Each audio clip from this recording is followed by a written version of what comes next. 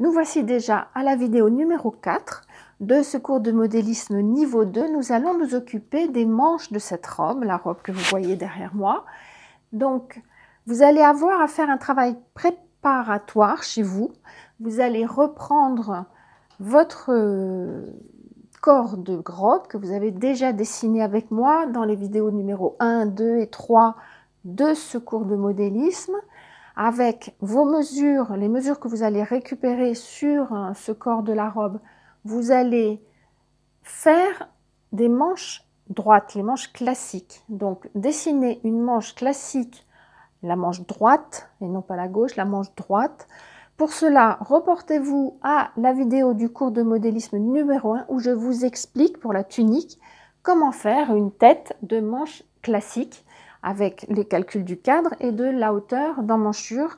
Donc ça va vous faire un excellent entraînement et on a besoin de repartir de cette manche classique pour dessiner une manche raglan. Donc dans cette vidéo, je ne vous montre pas une nouvelle fois comment faire une manche classique par rapport à une emmanchure que vous avez. Donc là, dans notre cas, c'est la robe. Je vais vous montrer comment partir d'une manche déjà dessinée, donc je compte sur vous pour le faire, pour en faire une manche raglan.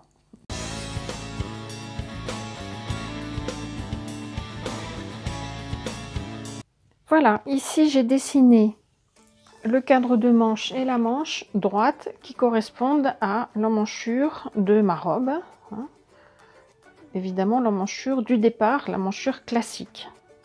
Je vous rappelle que quand vous corrigez, quand vous mesurez ici, cette courbe, toujours en tenant votre mètre de couturière verticale, comme je vous ai montré, vous devez trouver plus que la valeur de l'emmanchure elle-même, plus 2 cm, c'est un minimum, c'est ce qu'on met pour des tissus légers, du coton, des choses comme ça. Là, on travaille sur du lainage qui a plus d'épaisseur, qui a besoin de plus de place pour se retourner, pour que la manche vienne bien se poser par-dessus l'épaule. Donc, n'hésitez pas, vous pouvez avoir 3, 3,5, 4 maximum, voilà. En plus, sur cette courbe-là que sur la courbe d'emmanchure. Ensuite, il faut régler la longueur de cette manche, c'est-à-dire l'endroit où vous voulez que la manche s'arrête, en prenant la mesure depuis le haut de l'épaule. Ici sur moi, j'ai décidé que cette manche ferait 53 cm par rapport au dessin. Après, c'est à vous de voir sur vous si vous voulez plus court ou plus long. C'est entièrement vous qui décidez. J'ai fait donc ce trait parallèle à 53 cm de la tête de manche. Et puis, après, en utilisant mon centimètre de couturière, j'ai fait une boucle, j'ai mis ma main dedans, j'ai dit voilà, alors 53 sur moi, ça arrive à peu près là. Quelle est la largeur en bas de manche que je veux pour pouvoir passer ma main facilement, mais que ça soit quand même pas trop grand.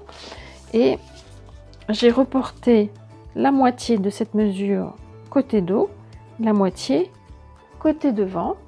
Et en fait, pour dessiner le bas de cette manche, il suffira de joindre le dessous du bras ici avec ce point en bas. Vous voyez, c'est tout simple. Et la même chose ici pour le dessous du bras côté devant.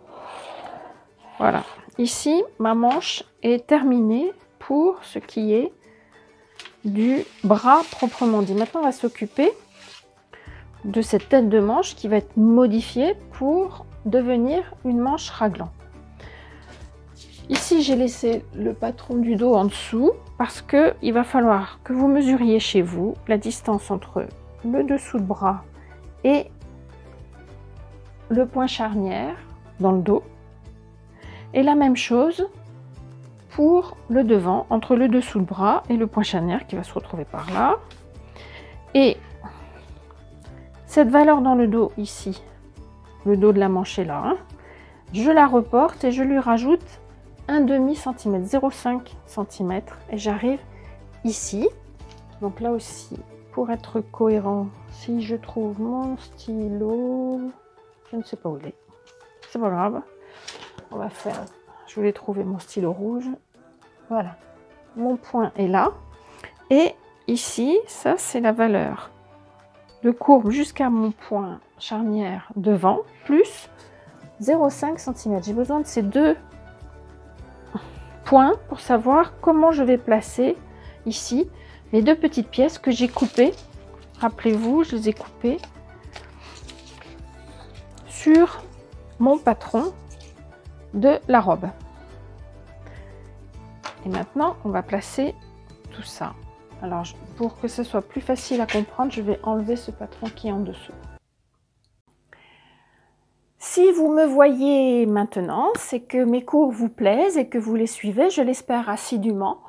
Et donc, je vous demanderai en échange de bien vouloir vous abonner à mon blog, à ma chaîne YouTube, de bien vouloir partager avec tous vos amis, me mettre les pouces vers le haut, les likes, vous savez, ça semble idiot, mais c'est très important pour mon trafic. Également les commentaires, si vous voulez, n'hésitez pas. Et vous savez que au départ de mon blog, agniacamo.blog, vous pouvez m'aider en participant et en donnant chaque mois une petite somme. Ça commence à 4 €. Vous voyez, c'est vraiment pas grand-chose. Mais pour moi, c'est très important puisque je souhaite conserver ces cours gratuits et que pour pouvoir conserver ces cours gratuits, il faut bien que j'arrive à récolter un peu d'argent pour les frais et le temps que j'y passe. Donc, merci beaucoup. N'hésitez pas. 4 € par mois, c'est vraiment rien du tout. C'est même pas un paquet de cigarettes. Donc, n'hésitez pas. Et pour moi, ça veut dire beaucoup. Merci d'avance. Chez vous, vous avez dessiné cette manche droite et puis défini quelle était votre largeur en bas. Maintenant, nous allons nous occuper des raglans. C'est la partie un petit peu technique de cette leçon. Voici ici les deux morceaux que j'ai découpés. Ce sont les deux empiècements que j'ai enlevés sur le devant. Et j'ai bien fait attention de marquer devant et dos, parce qu'une fois que c'est découpé, c'est pas si évident que ça, quand on n'a pas l'habitude.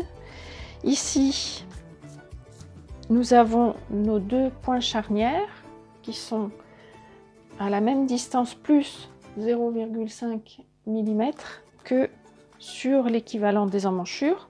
Le dos est là et le devant est là. Prenez cette habitude, je vous le marque.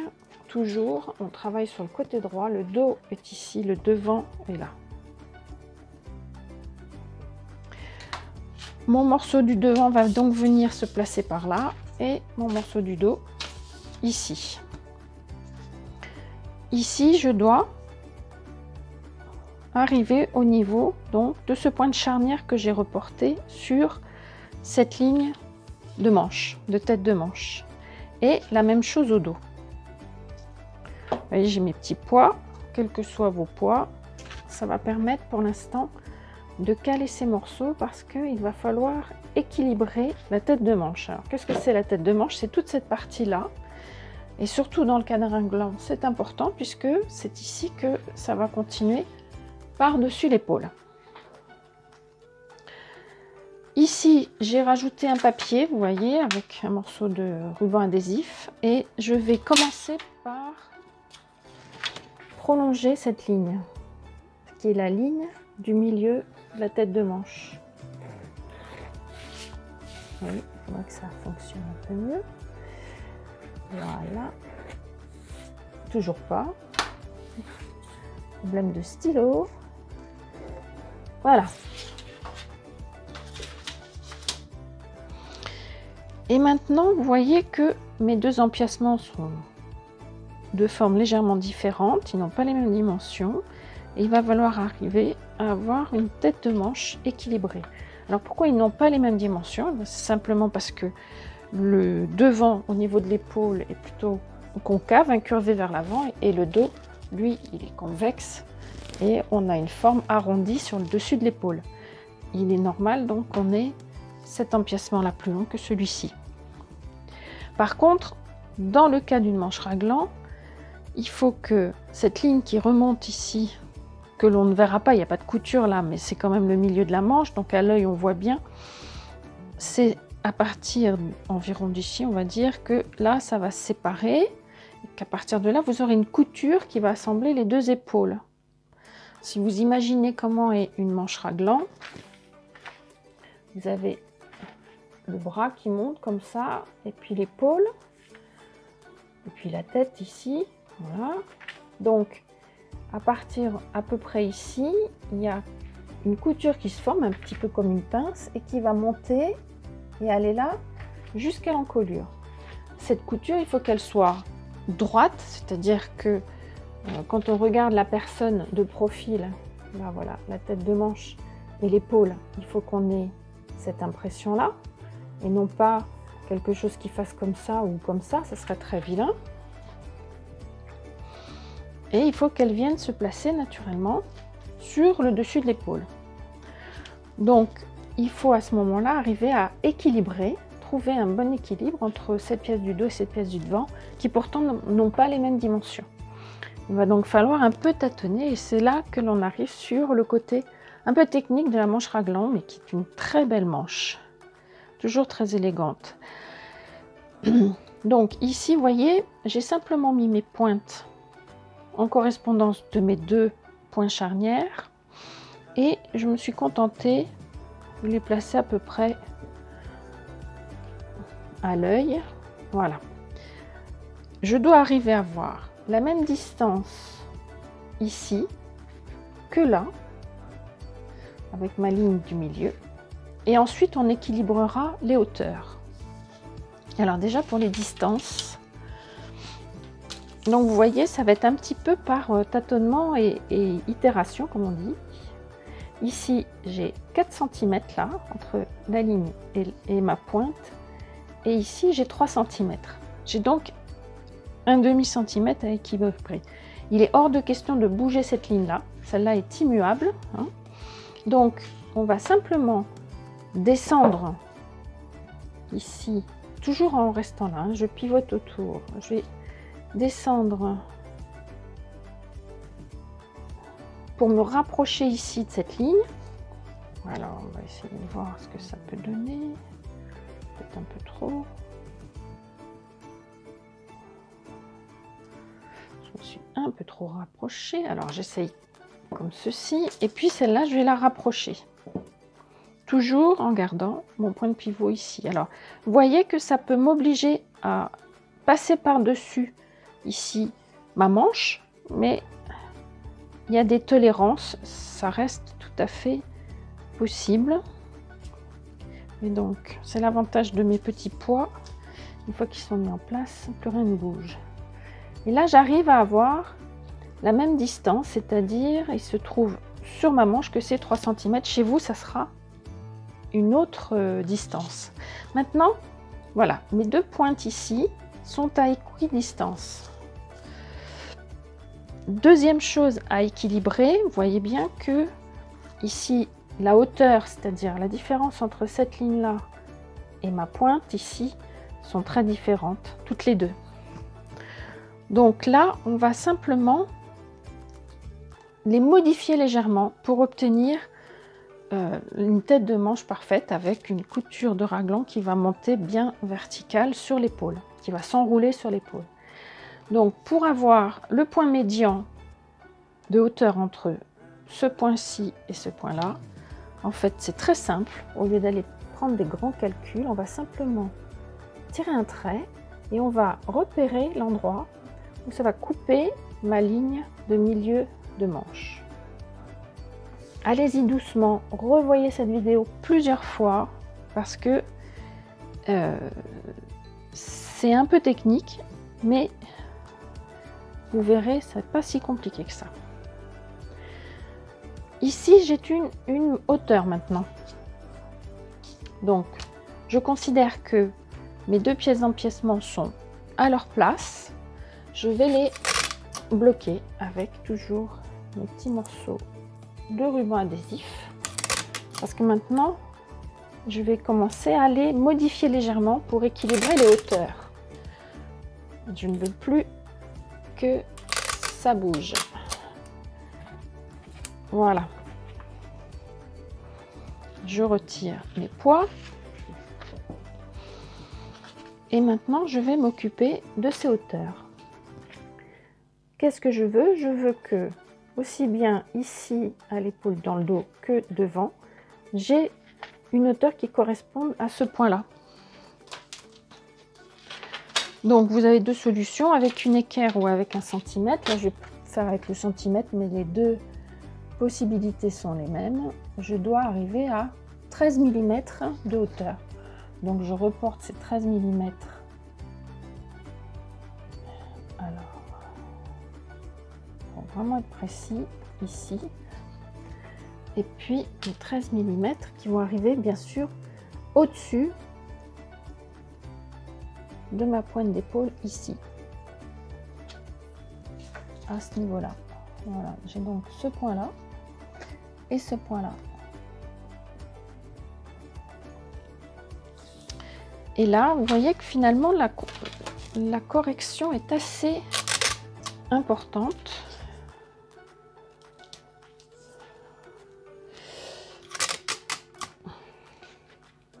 Elle ne devrait pas être plus importante que ça. Elle peut même assez facilement être inférieure. Et donc, vous allez pouvoir redessiner vos lignes d'épaule en repartant du point qui est à l'encolure, qui lui ne change pas. Voilà la nouvelle ligne d'épaule pour le dos et la nouvelle ligne d'épaule pour le devant. Comme on a modifié, donc je rajoute du papier là. Et notre ancienne ligne d'épaule faisait, alors la mienne faisait 13 cm. Je vais donc reporter exactement 13 cm. Voilà. Mon nouveau point d'épaule devant et 13 cm. Mon nouveau point d'épaule derrière qui arrive là. Et dernière chose à faire, ici vous voyez que vous avez un bel arrondi. Ici aussi vous avez un bel arrondi parce qu'on a placé nos pièces pour que tout soit parfait pour ça. Maintenant, il va falloir absolument vérifier que tout est bon. Alors, qu'est-ce qu'on vérifie? On vérifie déjà que nos deux pointes sont bien sur les points charnières. On vérifie ensuite que si jamais, comme c'est le cas ici, on a dû passer par-dessus la ligne d'emmanchure, eh bien, on n'a pas mordu, si on peut dire, dessus plus de 0,5 mm, c'est-à-dire un demi-centimètre. On vérifie également que ici la distance entre la nouvelle pointe d'épaule et la ligne est bien la même que celle-ci. Donc, c'est-à-dire en fait que mes deux épaules, une fois rééquilibrées, sont à la même distance. Alors, pour moi, c'est le cas. Par rapport au haut du cadre de votre manche, vous vérifiez ici que vous avez bien la même hauteur. Alors, reprenez-vous à plusieurs fois, recommencez, enlevez les morceaux de ruban adhésif, retouchez tout ça. Ça se fait par tâtonnement. Et également, à la fin, il faut bien sûr que vous ayez votre longueur d'épaule. Donc, je vous rappelle, la longueur d'épaule, c'est 12,6 pour le 38. Et puis après, ça s'augmente. La mienne fait 13, par exemple. Donc, reportez-vous toujours à votre tableau des tailles. Ça, c'est une première chose. J'ai noté en rouge, j'espère que ça se voit bien sur le film. Ici, c'est ma nouvelle ligne d'épaule dans le dos. Donc, tout ceci va partir devant. Et voilà ma nouvelle ligne d'épaule devant. Tout ceci pour que ici cette tête de manche raglan soit bien équilibrée. Dernière chose à faire ici, c'est cette ligne là. Il va y avoir une ligne qui va partir de l'épaule et descendre ici. Et puis la même chose ici comme ça. Donc vous pouvez vous mettre un petit repère, c'est-à-dire que par rapport à la tête de l'ancienne manche, en général, le point où les deux lignes se rejoignent se situe entre 6 et 9 cm. Vous pouvez déjà vous caler deux petits repères, un 6 et un 9. Voilà, s'il veut bien fonctionner, voilà. Donc je sais que quelque part je vais arriver ici. Donc là, toujours avec le pistolet, qu'est-ce que je veux faire? Je vais arriver ici en mourant, c'est-à-dire relativement plat. Donc c'est ici que j'ai mes platitudes les plus importantes. Et je vais essayer de trouver la meilleure façon, vous voyez, quitte peut-être à manger un petit peu cet angle, puisque bien sûr il n'y aura plus d'angle sur ma manche raglant, la meilleure courbe pour descendre, rejoindre ici, là, depuis l'épaule jusqu'au haut de la manche. Et on voit bien se dessiner l'arrondi de l'épaule. C'est à vous de voir si vous voulez faire quelque chose de très arrondi, quelque chose de plus plat, à vous de voir, mais voilà l'idée. De la même façon, en arrivant au même endroit, donc l'endroit où j'ai rejoint cette ligne et là, eh bien on va récupérer cette ligne d'épaule dans le dos. Il faut arriver sur des courbes équivalentes. Alors ici j'avais un petit peu mangé, si on peut dire, la pointe de mon épaule, donc là je vais me situer légèrement au-dessus et puis je vais récupérer ma ligne d'épaule le plus joliment possible. Voilà. Dernière vérification très importante, il faut absolument que depuis l'encolure ici dans le dos et devant, alors ça il va falloir que je le colle ici, on est, en suivant cette nouvelle ligne, exactement la même distance. Là c'est vraiment au millimètre dans le dos, ici en suivant ma ligne rouge. Et ici, alors bon, il va falloir ou redessiner ou couper pour s'y retrouver dans toutes ces lignes. Et ici au devant, pour être sûr qu'on ait bien la même longueur. Parce que les deux vont être cousus ensemble et il est hors de question qu'il y ait des petites frisoutis parce qu'il y a 2 ou 3 mm de plus d'un côté que de l'autre.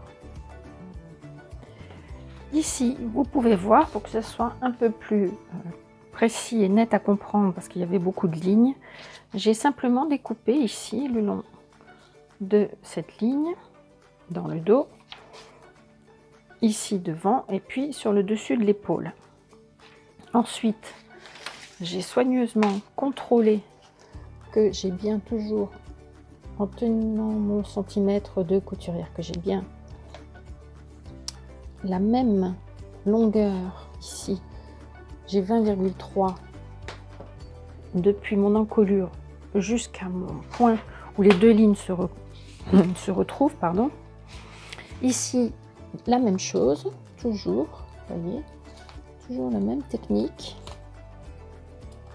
Voilà, et je retrouve exactement la même mesure, 20,3.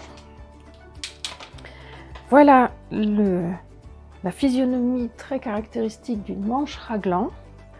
Une petite remarque, bien que vous ayez les mêmes longueurs ici, vous n'avez pas les mêmes physionomies de courbe. Vous voyez bien que le dos ici part plus haut que le devant qui s'arrondit plus. Alors, ne vous inquiétez pas, c'est normal. Vous voyez que si je plie ici, vous avez donc le devant qui tourne plus et le dos qui va plus vers le haut. Quand les deux vont être cousus ensemble, là, vous allez donc avoir un devant qui va être plus creux et un dos plus arrondi, ce qui est tout à fait normal puisque cela correspond à la physionomie normale du corps où le dos est plus convexe et le devant de l'épaule légèrement concave. Donc il n'y a pas d'inquiétude à avoir à ce sujet-là.